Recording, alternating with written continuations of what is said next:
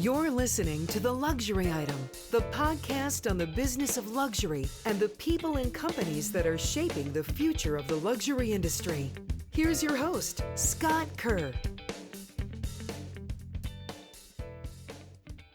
The world's natural diamond market all but shut down at the start of the COVID-19 pandemic. From the diamond mines of South Africa and the polishers in India to the grading of stones in Antwerp and retailers in London's Hatton Garden and New York's Diamond District, each stage of the diamond value chain requires close personal contact and human handling. As a result, the industry was hit hard. In the second quarter of 2020, the sector's two biggest diamond producers, De Beers and Alrosa, sold a combined $130 million in rough diamonds compared to $2.1 billion in the same period of the previous year. Efforts to limit the spread of coronavirus kept millions of people at home and dented demand in the largest markets of the U.S. and China.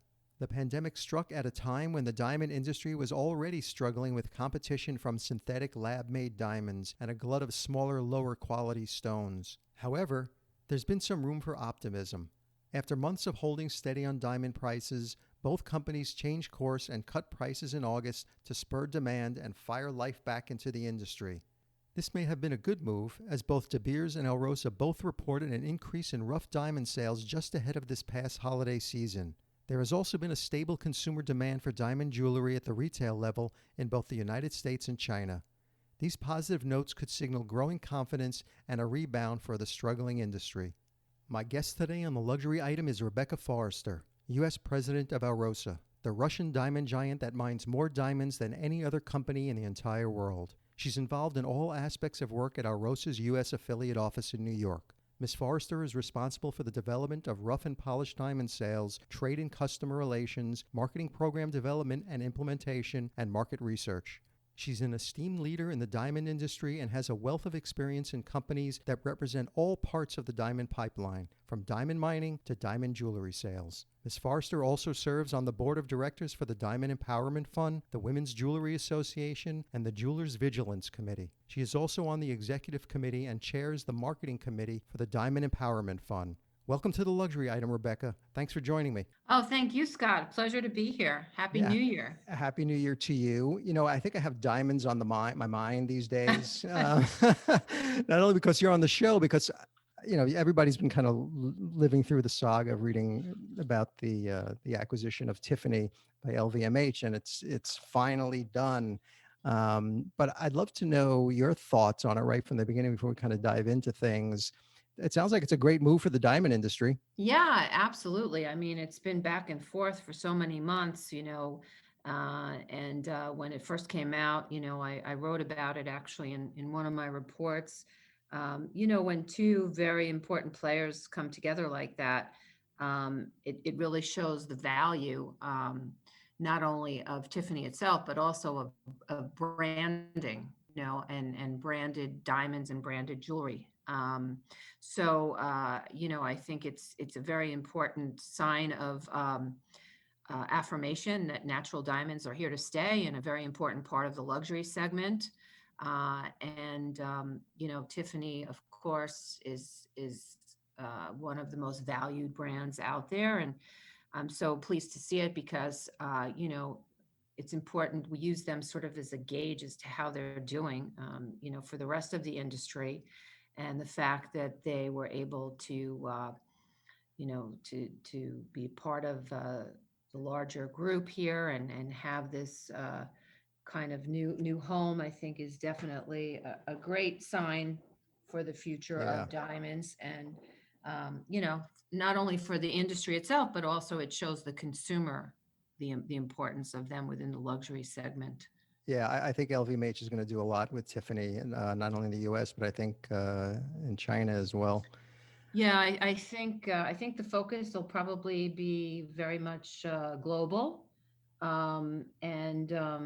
Tiffany really is a great example of a brand that's been around for a long time that was able to maintain its core values and value proposition, but realized that they needed to sort of reinvent themselves a little bit and become a little bit more relevant for today's consumer. Right. When we recently saw a lot of the new advertising and the new positioning and some of the new product assortments, I think that helped to sort of bring them into, the next decade. Yeah. So, So you have a very interesting career. I know you started out in advertising, and I always love to speak with people who sort of wind their way and pivot and do interesting moves into completely new sectors. How did you find your way into the diamond business? well, they found me. Yeah, I mean, I started. I mean, it's a crazy story. I'm a lover of science. I started as a pre-med major, and then decided that I didn't really want to spend that much time becoming a doctor. So I ended up going into business, which, when I look back on, I'm actually pretty glad that I did, because it's served me well. Mhm. I I went back and got my master's degree in marketing and started, in advertising, working on cosmetic and fragrance brands, particularly the Estee Lauder brands, and kind of fell into the cosmetic world and fragrance world for quite some time, working for the big companies like Revlon and Elizabeth Arden and Cody Lancaster. And then one day I got a call from a headhunter who said that a family owned business, one of the largest wedding band manufacturers in North America, was looking to bring someone from the outside in to create a marketing department from scratch, and to develop brands, and a real marketing infrastructure for them. And that's how it started. And I was very lucky. It was a real culture shock at first, because very different culture Right. than, cosmetics and fragrances, primarily due to the fact that the margins there are so much larger. And marketing, has been an important part of that industry for a long time. So this was new. And, I spent the rest of my career since then in one segment or another of the diamond supply chain. And if you could tell our listeners a little bit about Alrosa, I think that they might be familiar with your rival, De Beers. Yeah. So this is the second mining company that I've had the privilege to work for. The first one was Rio Tinto, um, where the diamond segment was a small part of the overall business. And here with Alrosa, diamonds is all of the business, and they're really like this sleeping giant that not many people really know about. Um, and so, we produce about a third of the world's supply of rough diamonds. We have 12 mines, all in the area of Yakutia, which is like Siberia. Hmm. Have you been there? And not yet. Unfortunately, the COVID situation this past summer Yeah. ruined my trip there, but hopefully this coming summer, definitely. I've been to Moscow a few times, Right. where corporate headquarters are, but it's always great to actually visit the mine and, really see the people that make all this happen, and see, how things are run. Because one of the things that attracted me to Alrosa was the fact that it is by far the most, well, let's put it this way. Alrosa gives more revenue than any other mining company back to charity, and and most of it goes back to the diamond community where we mine in Yakutia. We contribute to over 500 charities that really all contribute to the livelihood of the people that live there in this remote area of Siberia.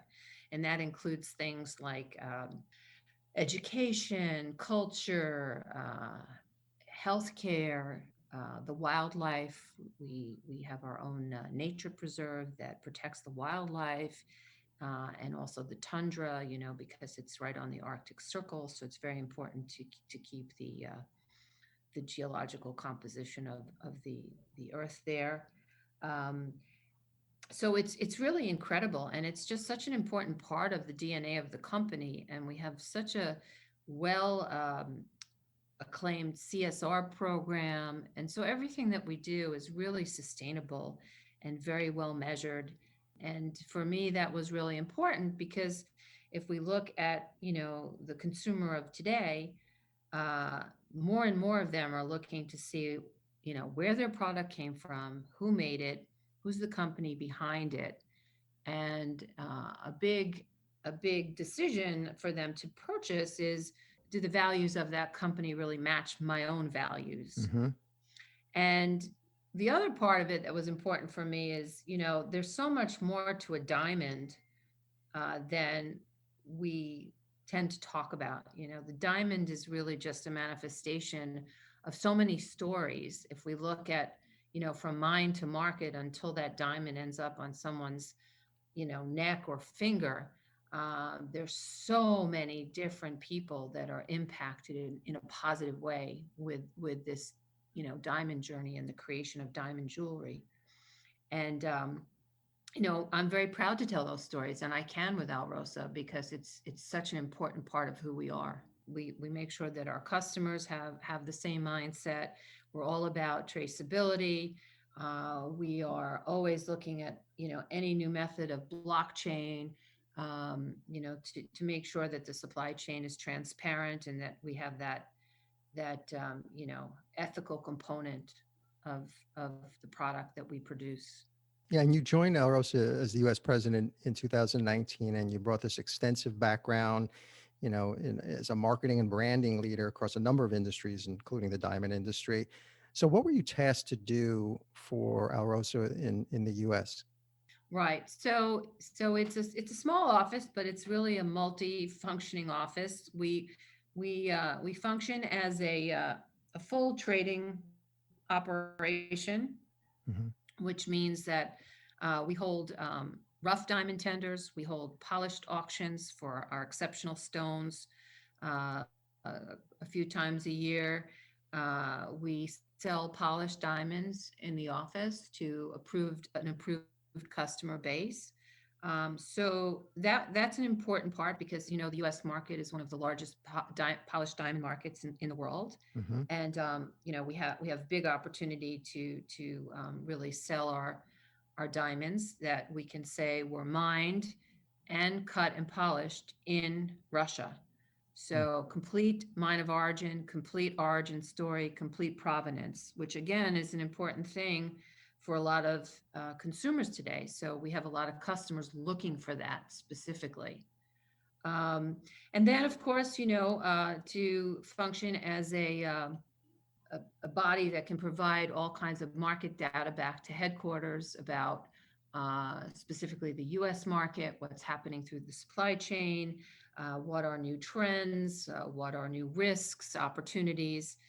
So that's a very important part of what I do, market analysis and Right. research.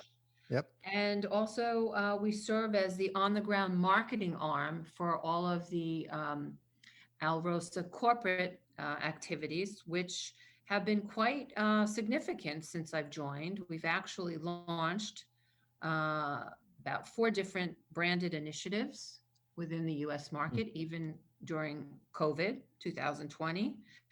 We were able to continue to prepare and get ready for launch two new projects that are currently now market. And Can you so share those I'm the projects? response. Yeah, yeah. Okay. So we have Alrosa happens to be one of the largest mining companies with fluorescent diamonds. So a large proportion of our supply of our production is fluorescent. Are you familiar with what fluorescence is? No, if you can just remind me, I think the last time I dug that deep into understanding diamonds is when I bought an engagement ring. So you're going to have to remind me. So fluorescence is a natural feature of a diamond. It's almost like diamonds also have inclusions. I happen to call them beauty marks because each and every diamond is very different and one of a kind individual. But all of these natural features, also are guarantees that they are natural diamonds and that they do come from the earth. And so fluorescence is something that happens inside the diamond to the molecular structure that actually, when the diamond is put under UV light, it actually, for in our diamonds, it happens to be this beautiful blue glow. And in regular light, you don't see it.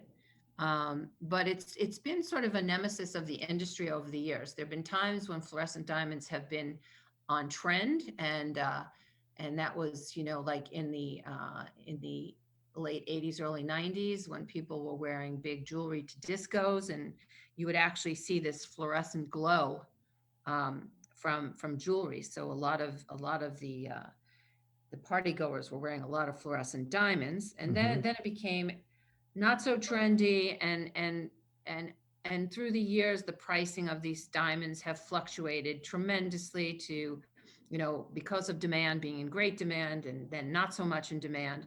But there's absolutely nothing wrong with these diamonds, and as a matter of fact, in many cases, because of this fluorescence, the actual color of the diamond can get lifted, let's say from, like, a G color to an F color. um, and so they are quite beautiful, and so it's sort of a trade created thing, and consumers really have no negative perception of it. So we decided to take this inner glow and create a brand around it that equated this natural feature of diamond to the inner glow and the inner aura of women. Hmm. And we know that in the diamond industry, there's a lot more self purchase happening where women are actually buying for themselves. They don't feel they have to wait to be gifted a diamond, that it's okay for them to, buy it for themselves if they can. And so the story of luminous diamonds, which is what this has turned into, is basically follow your inner light. And it's jewelry, fashion jewelry, diamond jewelry that's been created to remind women of their inner strength, their inner glow, their inner aura, and everything that makes us special, and makes people want to actually be with us and be a part of our lives. And so it's sort of this inner secret within the diamond that you don't see, but if you want to, it's there. And it's really been an amazing launch. We've spent about over $3 million in marketing and media investment. We have a core group of luxury retailers that we're launching with uh, now. We're getting tremendous press for it, and I think it's really going to force the industry to turn that negative perception of fluorescence into a positive. And our goal, of course, is to, make these diamonds more desirable and create consumer demand for them, so that they, flow through the pipeline like they should. So let's talk a little bit about the pandemic. It swept the globe March of last year. And what were some of the immediate measures that Alrosa took across its supply chain? Well, I mean, quite a few things. I mean, I think the first thing that I'm very proud that we did, and it really has paid off, and I have to say our major competition really did the same. So the diamond supply chain is a very complex supply chain. There are many moving parts, and I call it like a spaghetti chain, because there seems to be a lot of holes in it Mhm. sometimes that we don't even know what's going on. But uh, the first thing was really to read the market and see what was going on. And of course, when the pandemic started, March, April, May was really dismal. Um, Things just pretty much stopped. You have to shut the And mines down. we never shut the mines down. I mean, we slowed some of the production. I think maybe we might have closed a few of them, for safety reasons. Of course, we're always concerned about the people, but virtually trading stopped. People were just um, paralyzed. And of course, pricing, there was a whole issue with pricing in the market where prices, all of a sudden were completely deflated. I think incorrectly and probably too drastically. But so people, sort of just get paralyzed. And it's the responsibility really of the mining company to read that and to monitor that and to make sure that, you're not forcing too much rough into the supply chain, because ultimately you will have an unbalanced supply chain, and that does all kinds of crazy things to supply and demand and pricing. And so Alrosa really, really took the time to really read this properly, to listen to the customers, and to make sure that we were adjusting, you know, uh, what we were asking customers to buy, what we were actually putting out there to sell, what we were actually producing from the ground. And it really paid off, because if you look at the market now, we happen to have one of the healthiest supply chains that we've seen in a long time, which is amazing considering that there was this pandemic. Polished pricing is stabilized. Consumer demand is very high for diamonds, which is something else we can talk about. Hmm. And I do believe it's because of the responsible um, behavior of the large mining companies, including, of course, Alrosa, in making sure that we were looking at the long-term picture versus just a short-term transactional period. Yeah, and some of the things you've had to incorporate. I was reading that in October, you rolled out this video platform that enabled clients to Yes, examine diamonds in real time with the yes. guidance of gem experts. So, That was the why have second these? big thing. Oh, okay, yeah, I was going to say, why are these type of initiatives, servicing the needs of customers during a pandemic, become such an important part of how you do business? So clearly during a pandemic, people can't travel to Russia. People can't, come into my office to attend an auction. Um, but yet, as we kind of got out of March, April, we saw that, there was still activity, and you can't just completely stop a supply chain, so you have to keep it somehow moving, in at a healthy level. So we immediately, like many members of the industry, really had to stop and focus resources on all kinds of digital and virtual new platforms and ways of doing business. And luckily with Alrosa, we have good technology, and we've had some platforms before. For others, I think it was a lot more difficult, especially those in the midstream. But we were able to, put stuff together where we could actually do virtual sites where people could go online, and we would have an expert in Moscow at the office showing the rough to them. Obviously, it took time, but this was a very important thing. We also were able to do a lot of online auctions and tenders in the same way, using, very sophisticated videos of the stones, a lot of information, digital passports about the stones, so you could really understand, where everything about them. And this became the way of the industry for many people, which I believe was also very, very critical to keeping, the health of the supply chain. And as we started to get into May and June, we saw things starting to pick up. And so we were able to continue without physically being together from different parts of the world, which was really, fantastic. Yeah. Do you see that continuing, these different programs continuing through 2021? Absolutely. Yeah, I mean, I don't think the industry will ever go back exactly the same, and that includes all the many trade shows that we've had, for years. And people were doing virtual trade shows as well. And I think with every bad comes good.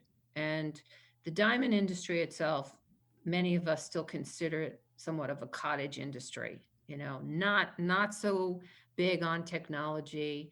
Of course, we have, the online platforms like Blue Nile and Brilliant Earth, and those that have done extremely well, Hmm. and the trading platforms. But overall, it's been slow to adapt that. We're still sort of a mom and pop, cottage industry, and this has really forced people to wake up and say, hey, it is a digital world, and these things do enhance the way we do business. Omni-channel is very important.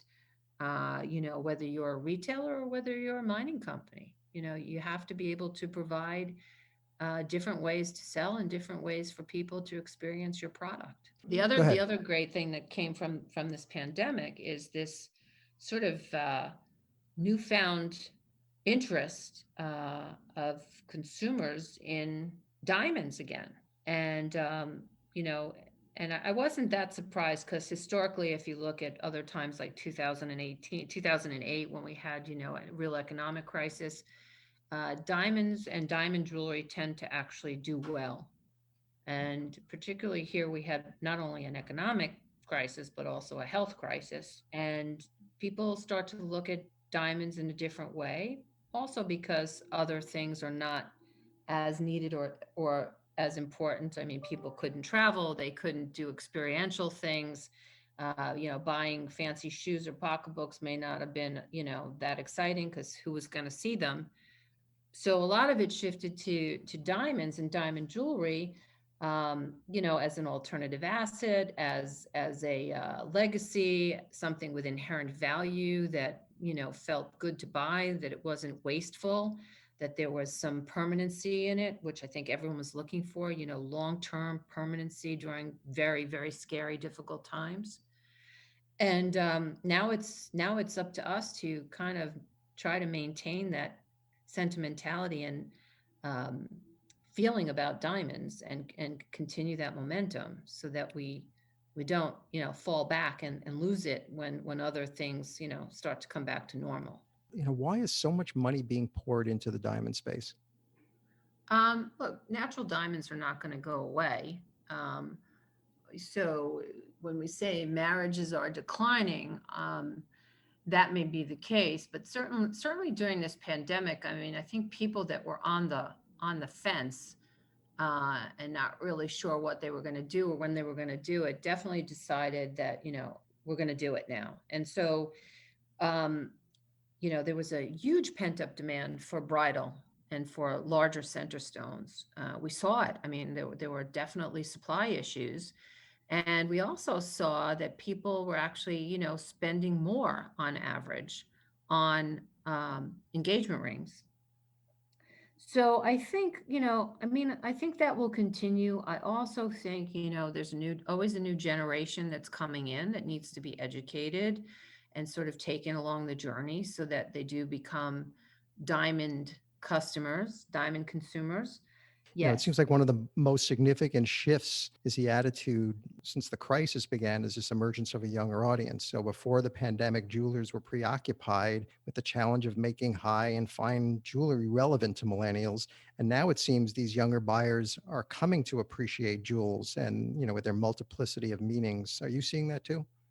Yes, absolutely. And that's why also a big trend is, symbolic jewelry, right? Because if you make, a piece of diamond jewelry that has some kind of meaning that's relevant to how people are feeling or what's happening at the time, it becomes very, very relevant. And people definitely tend to buy those kind of items during uncertain times. We've seen that over and over again. People want to express their individuality. They want to express how they feel. They want people to see kind of who they are, and they can do that by the jewelry that they wear. Do you think it's pushed the jewelry industry, which is generally pretty conventional, to become more creative and make the jewelry experience more engaging and relevant to these younger clientele? Yeah, I think so. I mean, I think we've also seen, a new emergence of up and coming young designers who really understand that, who are willing to take a bit more risk. So I think, yeah, we become a little bit more diversified. And I think there's definitely there's more things for the younger consumer probably today than there has been before. We just launched another brand called Oh My Diamonds. All my Um, diamonds? Oh My Diamonds. Yeah. It's just online. And basically, the whole idea of it was to utilize smaller diamonds that could be, used in very fun and on-trend jewelry that's stackable and, just kind of everyday, could be worn anywhere, any which way. And the idea was to just make diamonds fun again, to take, the hard rules of the 4 C's and everything that we've done to diamonds, and just say, you know what, if you had a good day, why not just buy yourself a piece of diamond jewelry? So the whole brand is about attitude, and it's really to appeal to this younger customer who we hope to bring into the Natural Diamond franchise and give them permission to treat themselves to just something that's fun. Good quality, nice diamond, but affordable, approachable, and actually it's really taking off. And I think it's important, to just sometimes have fun with it. Yeah. How does Alrosa deliver on responsible diamond mining and sustainable diamonds? Well, as I mentioned to you, I mean, CSR and is a big part of our DNA, and everything that we do is measured, and it's all about sustainability. We have a whole department that just deals with that. We can trace all of our diamonds. We certainly take care of the people that work for us, that help to mine and process and cut and polish these diamonds. And every diamond that we have uh, can have its own digital passport, which talks about its journey, which tells you who cut the stone, um, where it came from, which mine specifically. So, the old sort of stories about mining, or the visual, of an abandoned mine with, this like leftover furniture and styrofoam cup. I mean, it doesn't exist anymore. Mining companies today are so responsible. When you actually plan to create a new mine or to develop a new mine, part of that development plan is actually the closure plan. you know how, when the life of the mine is over and you need to shut it down, what are you doing to make sure that you put it back exactly the way it was before you did it? I mean, that is all part of all of that planning. And we just don't tell those stories enough. But it's completely responsible, and everything is, the environment is measured, everything is looked at. There's no there's no chance that we're going to do something that's going to, harm the environment or the people. There's this perception, this blood diamond perception all the time that I think needs to be addressed. Yeah, and that's why, Scott, I'm just now taking over the president role of an organization which is near and dear to my heart, which is called Diamonds Do Good, Hmm. which was actually uh, pretty much started because of a conversation that was had with Nelson Mandela back in the 80s about, the diamond industry in Africa. And the whole purpose of this organization now, which has been around for almost 20 years, is to really make sure, first of all, that we give back to these diamond producing countries, because the industry is definitely benefiting from the diamonds, and without these people we wouldn't have these diamonds. So whether it's, Africa, India, or the Northwest Territories of Canada, um, the organization was founded to make sure that we would give back and create these funds, and we encourage the industry to follow our example, and also to really tell these stories, to make sure that we are educating the retailer, who hopefully will help us tell the consumer. And we also tell stories directly to the consumer through social media.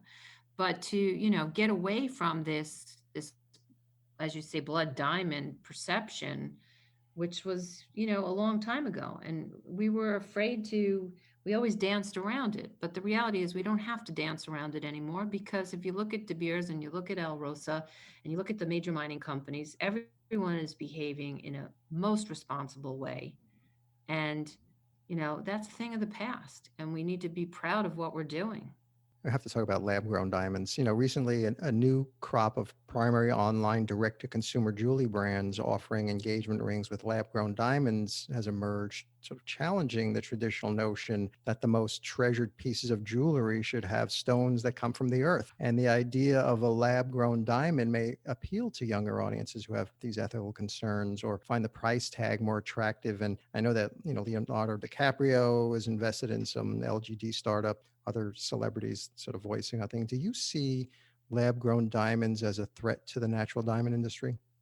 Well, look, there's no doubt that lab grown diamonds is a disruptor, you know, and but honestly, every industry has disruption, and sometimes that can also be a good thing.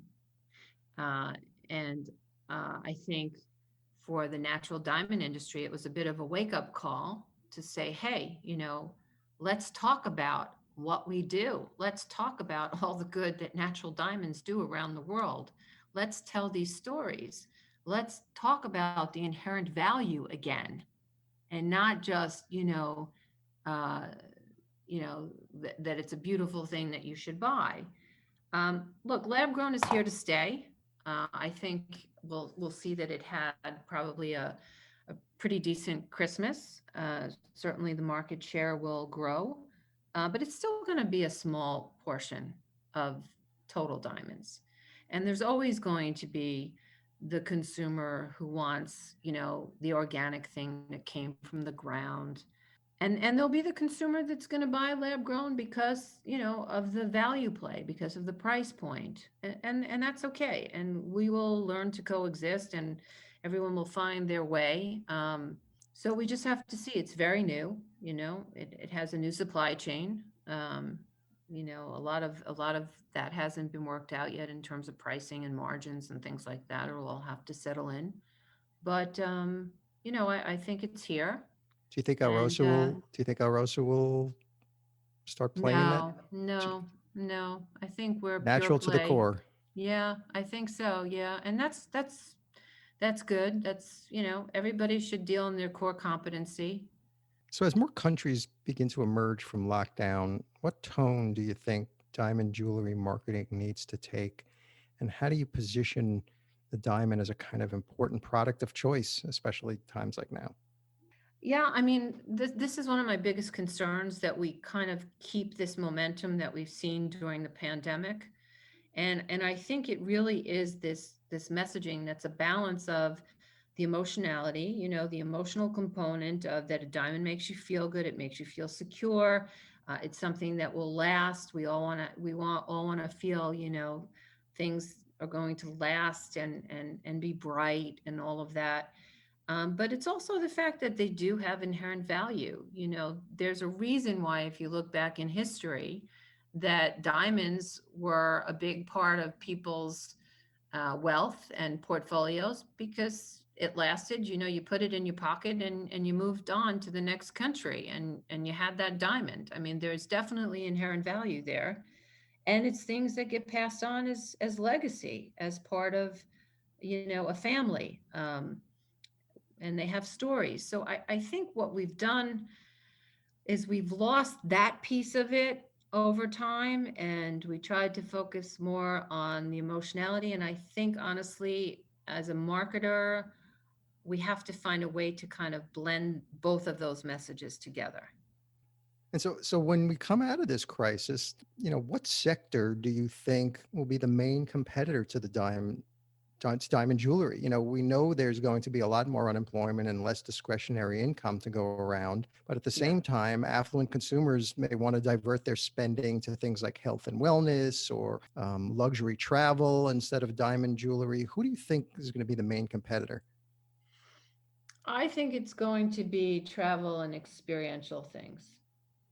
That's where I think we have to keep our eye out, and maybe figure ways to do creative marketing, that maybe with co-branding, or linking that in, because I think people, have just been locked up too much, and have been isolated too much. And I think there's a real pent up desire to, just get out and have new experiences, and travel and feel free to move around. So That's what I would focus on. Yeah, you were saying before that you're starting to see, sales increase and demand increase. So when do you see the market coming back? Some analysts that I read think the diamond sales should recover significantly this year as consumer demand returns. I don't know if you look at like reports from Bain and some of the other luxury reports. I think it's more like 2022. You think 20 next year?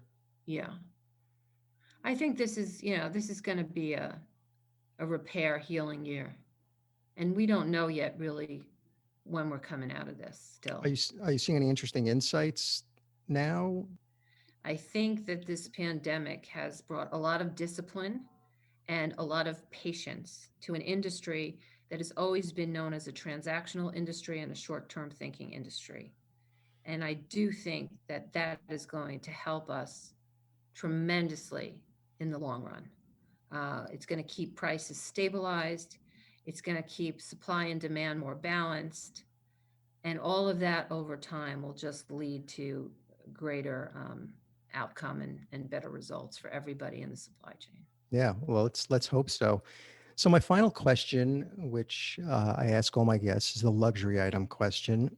So if you were stranded on a deserted island and you could have only one luxury item, what would that luxury item be? It can't be any form of air transportation or boats or yachts or anything that requires mobile service. So what would that one luxury item be? Well, I mean, I'm supposed to say a diamond, but that would just be bullshit because what would I do with a diamond, on a deserted island? So, no, I would actually have to say, in all honesty, caviar. Just a lifetime supply of caviar? Yeah, I think a lifetime supply of caviar. You could add it to some of the plants and the other things that you would find in nature there, but it would sort of give you that kind of special feeling all the time of having something a little exotic. Rebecca Foerster, president of Alrosa USA, thank you so much for helping kick off season 3 of the podcast. All the best in 2021. Same to you, Scott. Thank you so much. This was really enjoyable. Thank you for having me.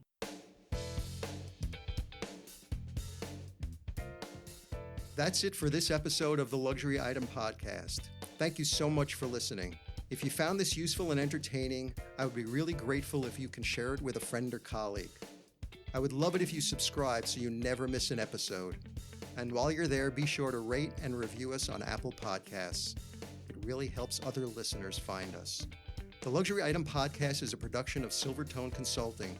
I'm your host, Scott Kerr. Until next time.